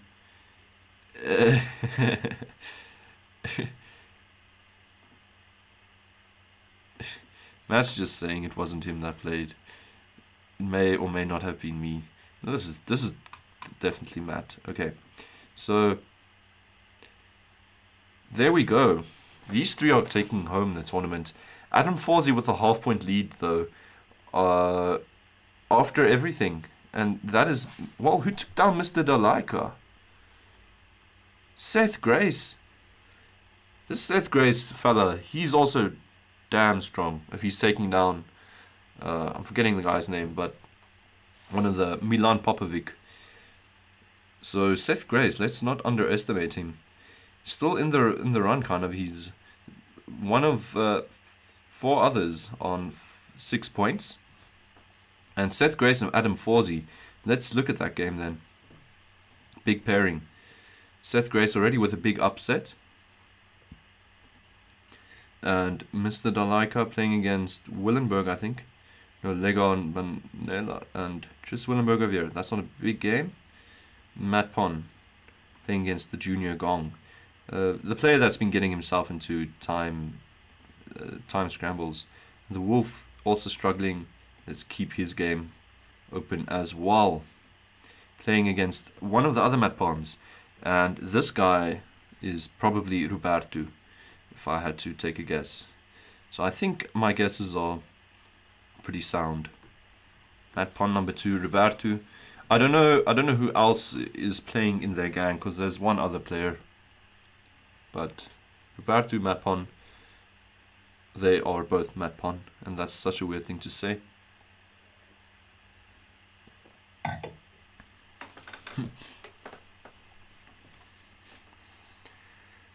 The wolf with a very nice pawn structure, but transitioning into a very equal looking endgame. Very drawish, unless white can prove that this tension over here will be helping him. White with... That's a pawn, but then the c4 pawn drops. So the wolf goes instead for different pawn. Still looking very equal. What's happening between mat pawn and the junior gong? Mat is upper pawn. If he played the French, we kind of also know it's him. No. Okay, so 1d4, he didn't play the French. He's upper pawn. Adam Forsey against Seth Grace. And this player I've also got some hope in. He's played a few games against Adam Forsey so far. What's that I'm drinking? I'm drinking some wine. It's helping with the analysis. So wolf is not... Wait, where am I now? Seth Grace. This guy... this looks like a Sicilian with opposite side castles. Very aggressive h5. He played... Oh, this is Adam Forsey with the white side of the pieces. Because I was going to say I prefer him. But... Okay, now... Forsey's upper pawn. Not looking good for Seth. Junior Gong and mat pawn. When did Junior Gong pick up that piece? Matt was upper pawn, right? When we left. Ooh, look at that tactic. Knight to e4. Matt completely missing it. And that actually hits a few points in the position. But because of the pin, just picks up the piece. So check. And now Matt castles. He said he's got a Tetris pawn structure that's pretty tricky to break through. He can play stuff like that and have a lot of space. So maybe not the end of the world for Matt, but not going in his favor. The wolf and Roberto. I'm just going to say Roberto. Just correct me afterwards if the actual names come out. But the wolf not doing too well. He's actually in a... I think this is a drawn endgame, but one of the nice things is this king and two pawns, they can continue marching. You just throw your rook back now, and one of the things is this check can never come and disturb you. Also, how are you getting this? And the wolf says, okay, that would be making a draw. This is not looking good for the wolf. King g2. Just simply f2. King g2. Queen, and the wolf is resigning. Yeah, not looking good. Okay, obviously it's not looking good if he resigns. Matt has done something weird. Giving up the queen here. He's going to resign as well. Oh, come on, Matt. There's no compensation here. What happened? He got his queen trapped. I think he needed to go for something risky. That pawn. After everything, just because he blundered a piece earlier on. But he's still playing. He's not resigning. It is completely resignable though. Unless he gets another swindle movement, but it seems like his luck has run out. Look at that discovery. And simply b7, or just takes. Check, make a queen. Is that mate? No. No, that... Why? That would have been interesting.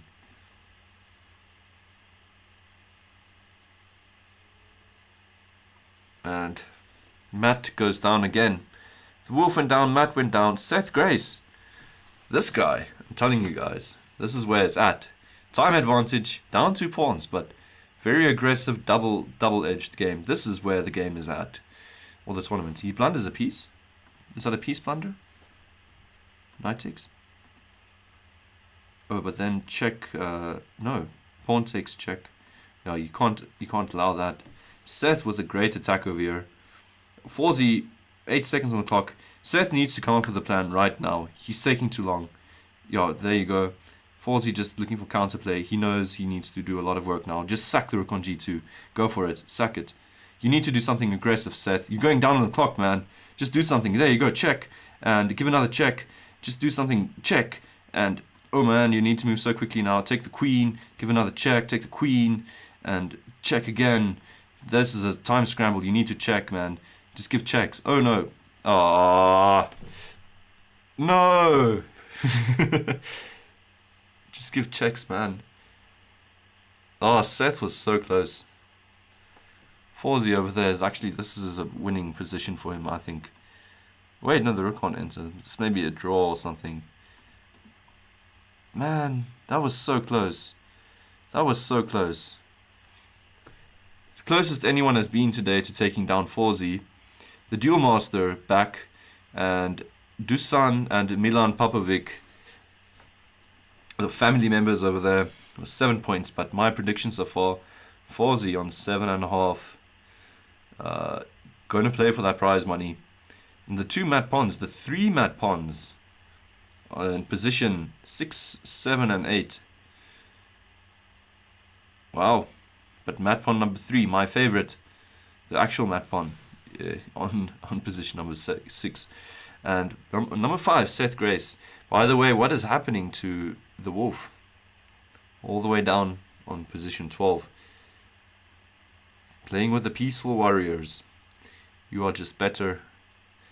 A lot of strong players. I'm thinking I maybe underestimated this Lego on Mandela. In any case, Adam Forzy playing against one of the other mysterious mat pawns. The duel master playing against Junior Gong. Milan Popovic against mat pawn 2. Seth Grace, this guy I like, playing against the actual mat pawn. So there we've got a few games. This game is just over. Let's just close the previous games. Okay. Mat pawn number 1. We don't know who you are. Anyone want to take a guess at who mat pawn number 1 is? Because I have no idea. Mat pawn's still not confirming it on WhatsApp. He just likes the attention for the time being.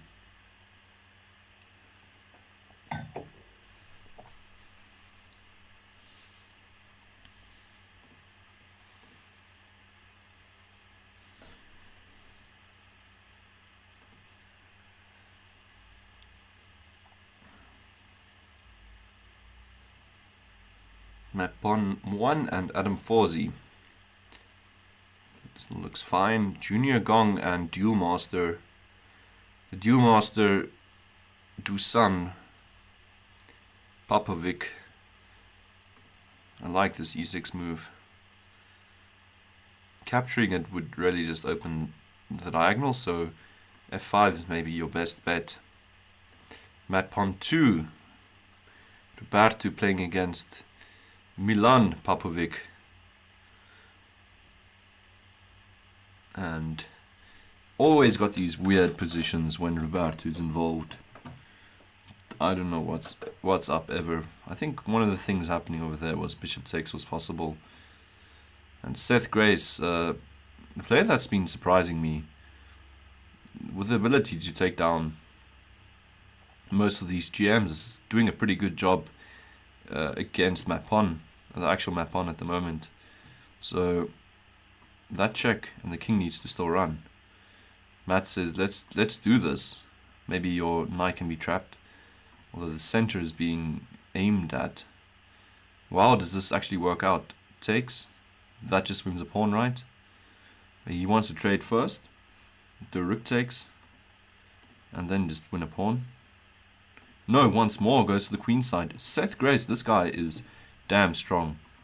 Doesn't have a good bullet rating, so I think we haven't been considering him too much.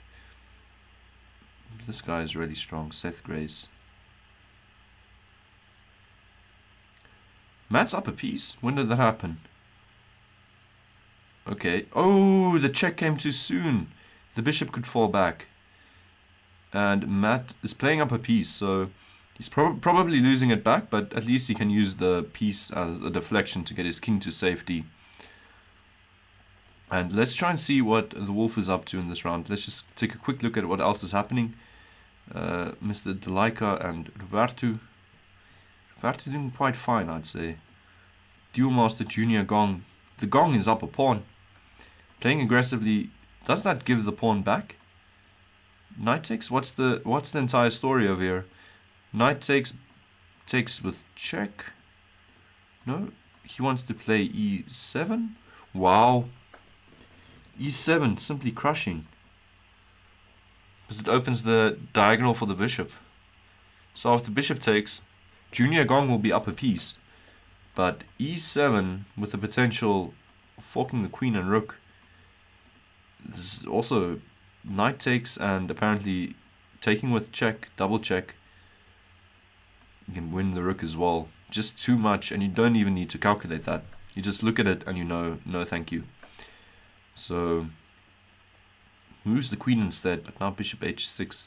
Such a strong move. Traps the rook. Keeps all the tension in position. Let's quickly take a look at the Wolf. What he's up to. He's playing against... You are just better. I think he's getting paired against strong opponents still. No easy pairings today, but he's up two pawns. And whoa. He's giving up the exchange. But a big time advantage. This should be enough for him. Yeah, this is enough for the Wolf. Just the time advantage on its own. If it was 3+2, then maybe not. Now just bishop c4.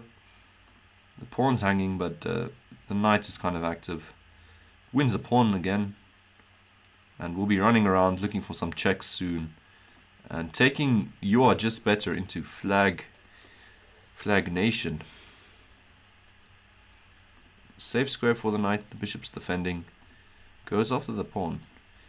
But there's probably a tactic involved. There is. The Wolf sees it. And won't recapture the bishop. We'll hold on to the knight. Because this is maybe still easy enough to make a draw out of. But at least now he can flag. And he will be flagging. Check. And only needs the knight around actually to flag. And a pawn. The pawn's on a dark square. He manages it. Timeout. Seth Grace taking down Matt Pon. As Matt is not having a good time anymore. After that one really crazy swindle, he's kind of lost it. Lost his superpowers. The other Matt Pon and Mr. Dalaika, well, Roberto made a draw. But he was actually winning. So this is actually good work, taking down at least Milan Popovic into a draw. That is a lot of productive work into trying to get these guys out of the tournament. Meanwhile, Junior Gong, we missed this. Junior Gong took down the Duel Master, Dusan Popovic. Wow, and I was saying bishop h6. This still looks so good for white. La la la la la, and rook lift. This still has to be good for white. This has to be good for white. Okay, that is the first questionable move. Why aren't you playing in the direction of the black king now? He wants to go through the 7th, but then suddenly, right over here, knight check. With the idea of queen to e1 checkmate. The Grandmaster blunders the game away. And we are close to the start of the next round. Adam Forsey still in the lead. Who did he just take down? I didn't even think I watched. Wait a minute. How come that game is still showing? Oh, he took down one of the Matt Pons. One of them. There's still so many of them around. The Duel Master took down one of them. Adam Forsey. Okay, 8.5. Adam's definitely having a great tournament. Milan and Dusan slipping up. Adam Forsey against who I believe is Roberto D'Abreu. Their game's just starting. Mr. Delaika. Junior Gong. Junior Gong with an excellent game against his brother right now. And the Duel Master against Peaceful Warrior. We were watching a lot of Peaceful Warriors games a while ago. But Seth Grace against Kenny Willenberg. I think we'll go and just watch the Wolves game as well as he is playing against the actual Matt Pon. this will also be an explosive game. Matt, yet again with his closed Sicilian. What can we expect from him? Kenny Willenberg, Seth Grace. Kenny Willenberg, always an aggressive player. Seth Grace has been defending a lot today, so it might be the end of that. Queen a6 prevents castling. Very annoying for Kenny to deal with. He says, let's just trade queens. And we'll head back to this game in a second. The Duel Master picking up a piece against a Peaceful Warrior. And I think that will be all she wrote. Black just resigns. Okay. A nice win over there. Kenny Willenberg, Seth Grace. This is going to be a fun game. Mr. Delaika and Junior Gong. White has offered a draw. Out of respect for the Gong. For taking down his partner in crime, the other Popovic, the Duel Master, right in the previous round with the beautiful knight to f3 check, allowing queen e1. So the GMs are taking a toll now. They're not doing too well. Okay, Adam against Roberto. Whoa, mind me. Roberto's always got some tricks up his sleeves. This is just interesting as can be. I think we're not shifting from this game. Excuse me, but where is maybe Keith is doing well against the actual Matt Pond, but Matt's buddy Keith is up the exchange. That's also interesting. But this game, I don't want to actually miss anything. I think we can be seeing Forzy going down over here. White offers draw, black declines draw. Forzy's already called the shots to make a draw. White up on time. Forzy was looking for some action on g7. Let's quickly run back and see how we got here. And this is yet again Forzy going for a queenside castle and a Sicilian. But then Roberto with a very sound sack on c3. Because queen takes check, and suddenly there was a lot of nonsense happening here. And this is pretty much how we got to the position. Always remember the sacrifice on c3 in the Sicilian for black. It's part of the theory. It's part of what you should know. So, wow. Mat pawn 2. A huge time advantage, but Forzy is a trickster. He's this guy doesn't go down. He's like a flippin' cockroach. I don't mean that in an ugly sense. I mean that out of respect. One that just doesn't die, just keeps on living. So even for Roberto to win this position is going to be flippin' difficult. Yeah, I think just trade some material for now. Take on c2 or something. But I do like... What? Roberto just blundered? He just blundered? Oh, he's got bishop takes f3, but king to... Roberto honestly just blundered, I think. No, he's fine. That was a nice line. Okay, so if king here, obviously you can just take the rook. So that was actually a very nice continuation to get rid of some material. Oh my, wait a minute, wasn't there, there's bishop b3, you need to be very careful now. Bishop e3, you can't allow bishop e3. E6, maybe it's okay, but I'm just seeing loads of ways for Adam to swindle this. Someone is going to swindle this, and it's going to be Adam. He wants a bishop e3. Somehow that works for him. Okay, just keep it simple. e7 brings the bishop in.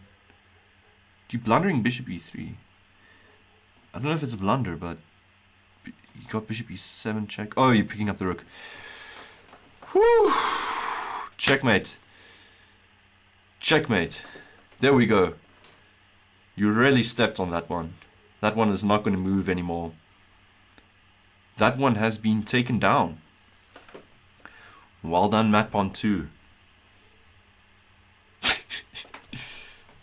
But this is definitely not Matt. This account. We'll see from what happened here. Nice. Keith managed to win in this game.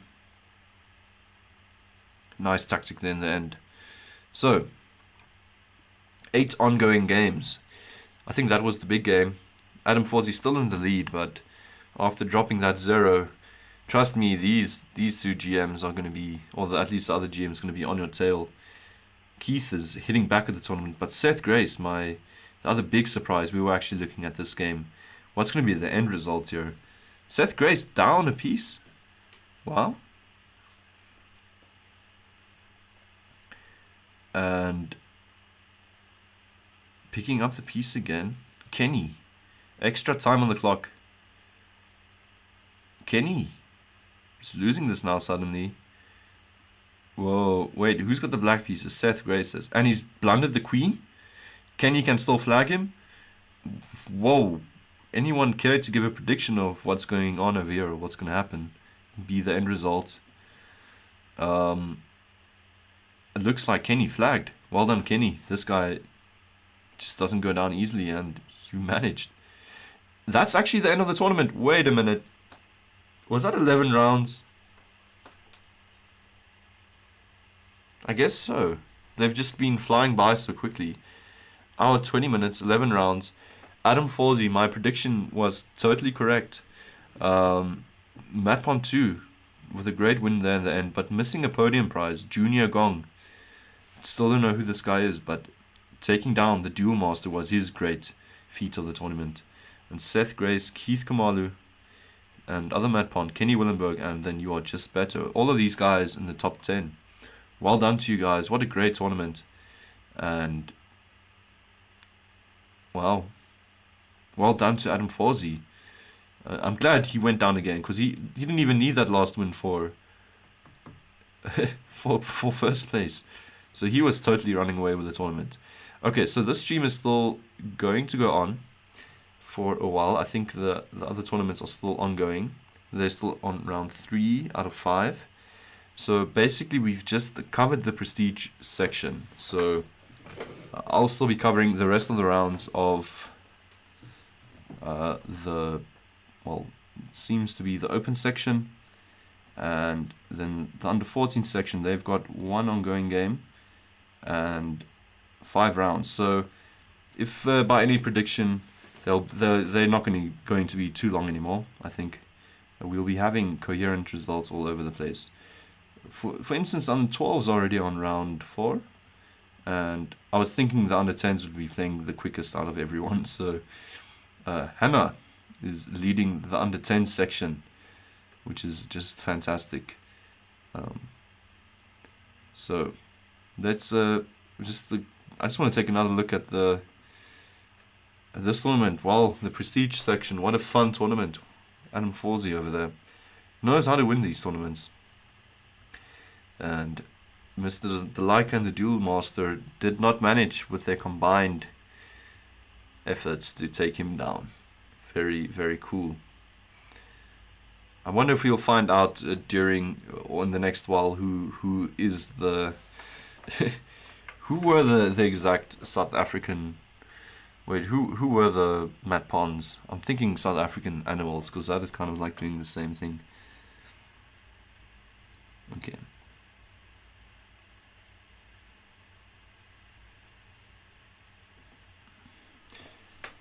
Okay, let's take a look at this section. There's still a few players that are undefeated, but okay, they're still in round 3, so Simza 19, he's actually playing, right?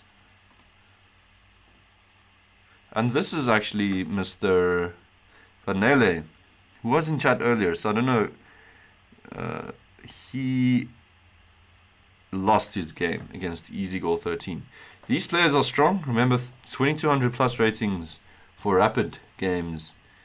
The people are talking business. So Easy Goal 13, and by no means does that mean this person is actually a goal. We've been seeing a lot of players actually make up usernames saying they're goals. So a few rounds still happening. Let's close the prestige section.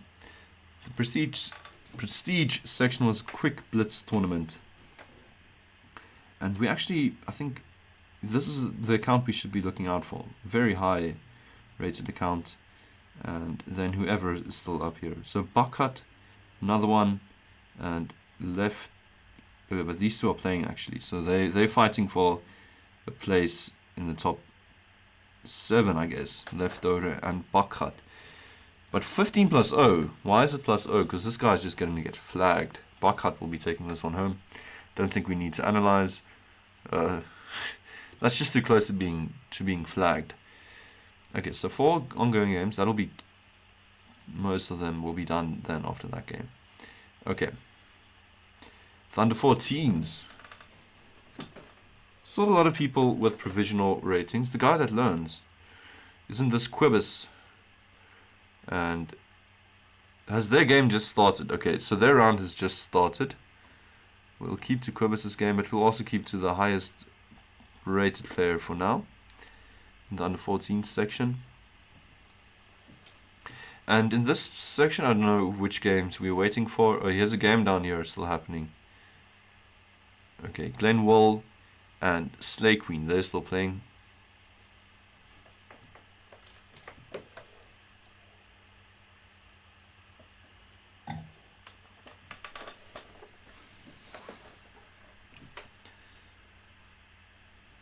Chess 1, 2, 3, 5, 6. Gone for an open Sicilian. Playing nice chess over here in the under 14 section. Koopa 081704. I don't know why everyone's going for these huge numbers in their usernames. It's a simple quiet move. Bishop e7.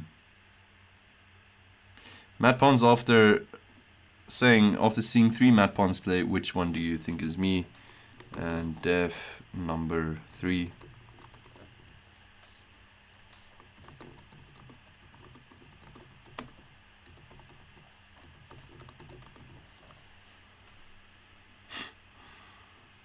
Yeah, he was definitely Matt Pon number 3. Okay.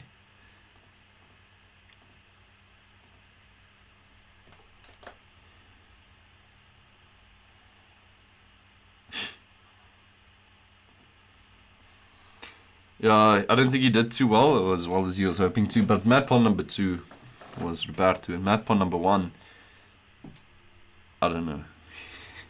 Unless he decided to even change up his openings today and ask one of his friends to play his lines, then I don't know. Then he's really confused me. Exchanging, always an interesting choice. Allowing black some central play.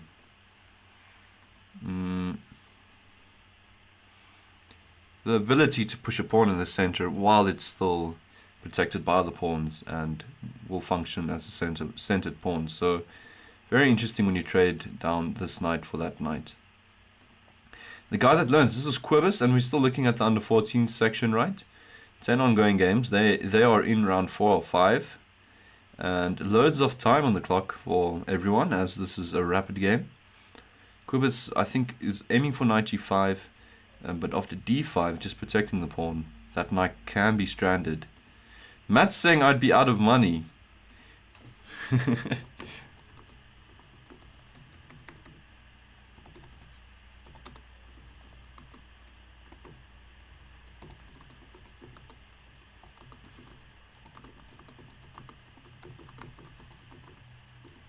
Okay. Okay, so we were completely wrong. That was not the actual Matt Pon, and we need to... Okay, whatever. That's their fault for confusing me.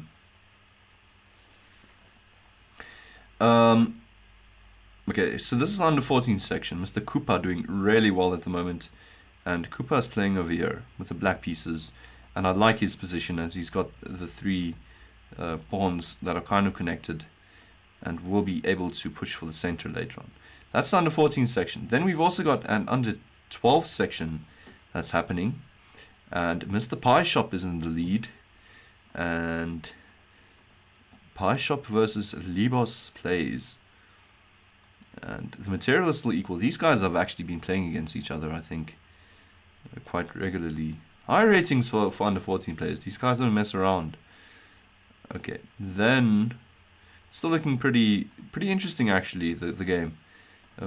Black with a queenside attack, trying to get that rolling, and white with trying to get the kingside attack going. So the under 12s playing interesting chess. Then we have the under 10s, who have just finished their tournament. Wait, no, they've got 5 rounds still. So they finished round 4 with Hannah so far looking very comfortable in her place, or his place, but still needs to play this final game against Ranveer Tak. So this is a big game coming for the under 10s, and we'll be getting to that game now. As soon as it starts, I think it will start as soon as that game is done. So let's keep to Hannah's TV, and then we'll be able to see the game as soon as it starts. Pie Shop and Libos plays.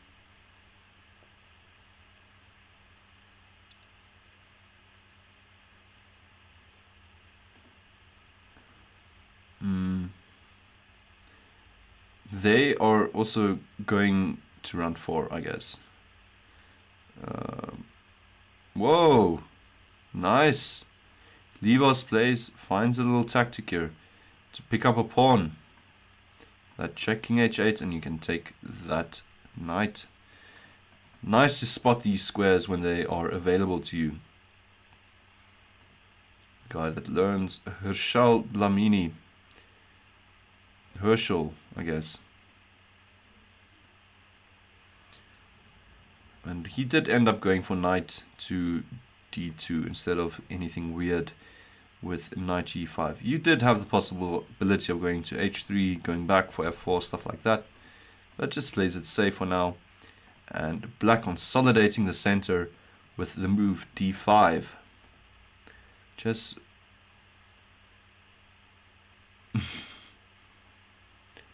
Okay, mat pawn was number 2. Ugh.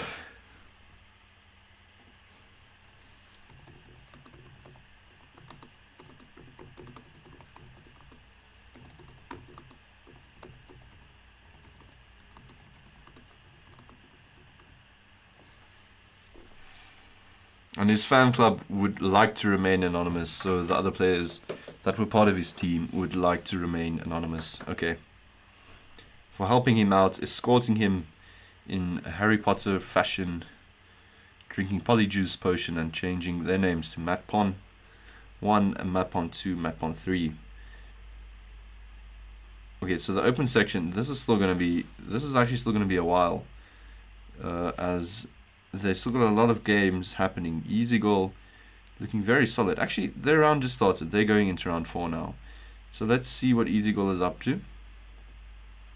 And I said that's probably not an easy goal. Not like that, I just meant... Ah!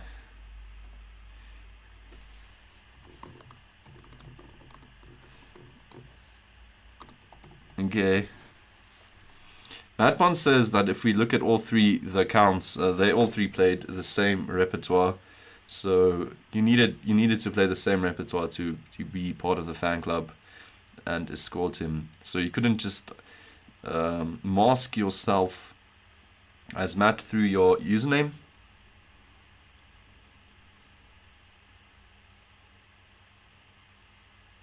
You actually needed to go do some preparation. You needed to prepare that polyjuice potion. Okay, Bakhat Monster.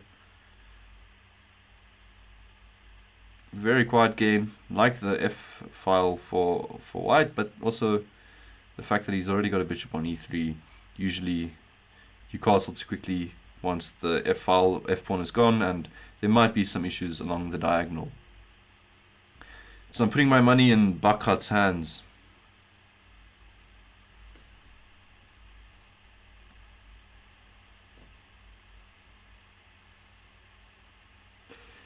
This looks interesting.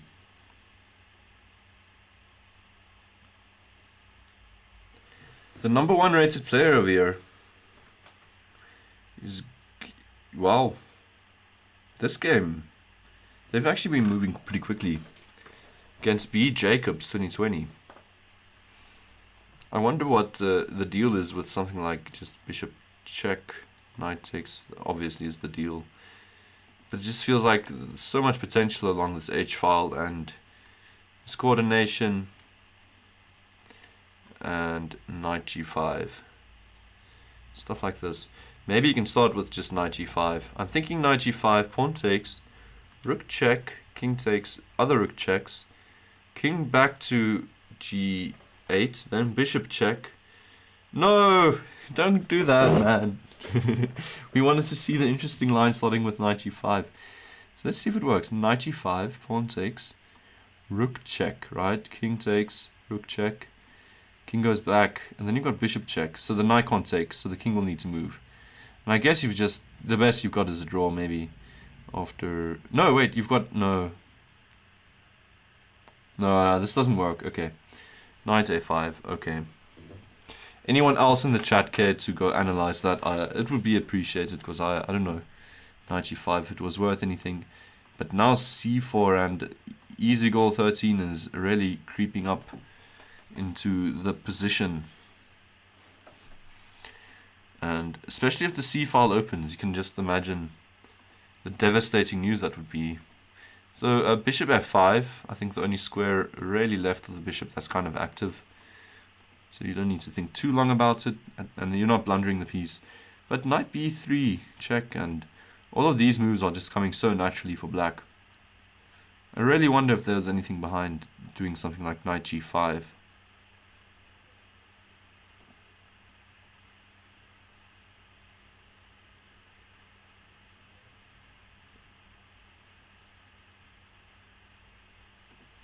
And actually, I think I'm going to call it a day. I will put the links to the results out to these tournaments, so you can go see who won. It's just the prestige section really drew it out of me, and now going to Rapid Games, it feels like the world has gone and stood still on top of me. So I think we're calling it a day. I think EasyGoal will be getting this game, and it was a really fun game, especially watching the prestige section, Matt Pon, that whole conspiracy, and Adam Forsey walking away with it. Losing that last game though, very interesting stuff, and that was actually against Matt Pon number 2. So well done to him, and thank you guys for watching, and I will see you all very, very soon. Actually tomorrow I'll see you again for Corona Chess for team battles, and if you'd like I'll quickly revise the results of this round. Just message me. In any case,